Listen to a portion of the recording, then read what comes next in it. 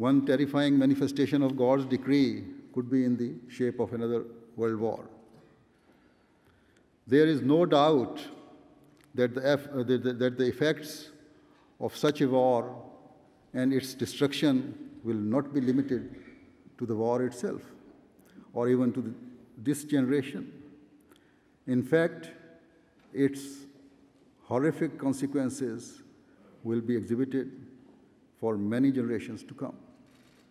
The world in 2012 stands on the brink of calamity, with economic doom and gloom forecast for years, if not decades to come, global uprisings as a result of or leading to government failures, general social decay caused by a loss of basic moral values. The only certainty in our world today is uncertainty itself. How will we get out of the economic crisis that has crippled much of the world? And if the developed world faces such a severe financial situations, how can there be any hope for the poor of the world? If governments are not facing up to their responsibilities, then what is to stop more of the world's public from often violent and destructive uprisings? And where there is no fear or respect for authority, whether it is spiritual or political, how can moral and social values possibly be a priority? One thing is clear: without any real intervention and effort, the upheaval in the world today cannot continue at the pace it is without a catastrophic climax. Political and social mistrust and treachery mean that few countries or organizations have the power to put a stop to the spiraling world. Putting aside all entities that only seek their self-interests or lack any real power in this world, it is even clearer that the one power that does exist is God and His laws. It is for this reason that the divinely appointed manifestation of God's power here on this earth is seeking to spread God's message and answer to these troubled times. It is important to always remember that human knowledge and intellect is not perfect, but is in fact limited. Thus, when making decisions or forming thoughts, often certain factors enter human minds which can cloud judgment and lead to a person trying to fulfill his own rights. Ultimately, this can lead to an unjust outcome and decision being made. However, God's law is perfect, and so no vested interests or unfair provisions exist. This is because God only desires for the good and betterment of His creation. And therefore, His law is based entirely on justice. The day the people of the world come to recognize and understand this crucial point will be the day that the foundation for true and everlasting peace will be laid. In the past year alone, Hazrat Khalifatul Masih Ayyadahu Ta'ala bin Nasril Aziz has addressed political leaders, religious leaders, and members of the public on the perilous situation we face. While politicians, economists, and social groups try to find answers, Hazrat Khalifatul Masih has pointed out on a number of occasions that the only pure, true answer exists in the implementation of God's laws. One such occasion was the Ahmadiyya Muslim Community UK's annual Peace Conference in March 2012, attended by many UK politicians, dignitaries, and journalists, including the London Mayor and several members of Parliament. But what I wish to say is that merely delivering or listening to speech or lecture is not enough and will not lead to peace being established. In fact, the key requirement to fulfilling this primary goal is absolute justice and fairness in all matters. The Holy Qur'an in chapter 4, verse 136 has given us a golden principle and lesson. guiding us about this. It states that as a means to fulfill the requirements of justice, if you have to bear witness and testify against even yourself, your parents, or your closest relatives or friends, then you must do so. This is true justice, where personal interests are set aside for common good. Hazrat Amirul Mumineen stated that while governments and organizations claim to make policies based on justice with the aim of establishing peace, still disorder and strife continue.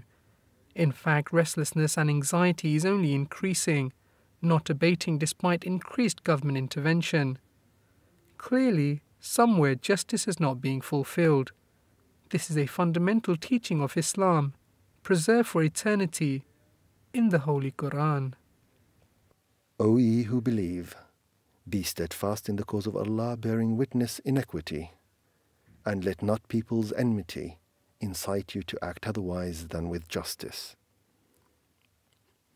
Be always just, that is nearer to righteousness, and fear Allah. Surely Allah is aware of what you do. Chapter 5, verse 9. Hazrat Amirul Mumineen cited this verse amongst most basic teachings of Islam in personal letters written to leaders of many countries of the world in the past year. In a message personally delivered to Pope Benedict XVI by the President of Ahmadiyya Jamaat Kababir, Hazrat Khalifatul Masih stated that the purpose of every religion is to bring man closer to God and establish human values. No founder of any religion has taught his followers to usurp the rights of others or act cruelly. Hazur Aqdas advised the Pope that as an influential voice in the world, the Pope should inform the world that by placing obstacles in the way of natural balance established by God, they are moving towards annihilation.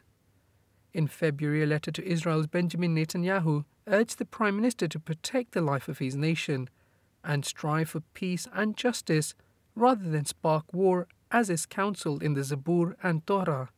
Similarly, Hazur Anwar wrote a letter to the President of Iran, Mahmoud Ahmadinejad, in March that as followers of the Holy Prophet Muhammad sallallahu alaihi wasallam, we do not and cannot desire war for our world, regardless of the double standards of other major powers. Rather, it is a duty of a Muslim nation to devote its energies towards saving the world from a third world war, not oppose other nations merely out of enmity and hatred. But Hazur Aqdas also counseled American President Barack Obama that as a superpower, America should seek diplomacy, dialogue, and wisdom, rather than using force to suppress other nations. In April, Hazur also advised China's Premier Wen Jiabao that Islam and Holy Qur'an inculcate all the high moral standards and much more that were fundamental in the country's revolution. Britain's Prime Minister David Cameron was reminded that as a country that can and does exert influence in the developed and developing world, it can guide the world in fulfilling the requirements of equity and justice. All the leaders were advised to seriously consider the ramifications of nuclear weapons and the serious threat of a third world war that would end in seconds due to atomic weapons, but would have ramifications for centuries and generations to come. Hazrat Khalifatul Masih further spoke on this topic directly to prominent leaders in both the USA and Canada during a historic and successful tour in the summer of 2012. Hazur Aqdas was welcomed on Capitol Hill in Washington, D.C. to address America's elected leaders, including Nancy Pelosi, the Speaker of the House. Hazur did not mince words, clearly stating that powerful countries have a duty to treat others fairly in order to attain peace. The truth is that peace and justice are inseparable. You cannot have one without the other. Leaving aside those people who are determined to create disorder in the world.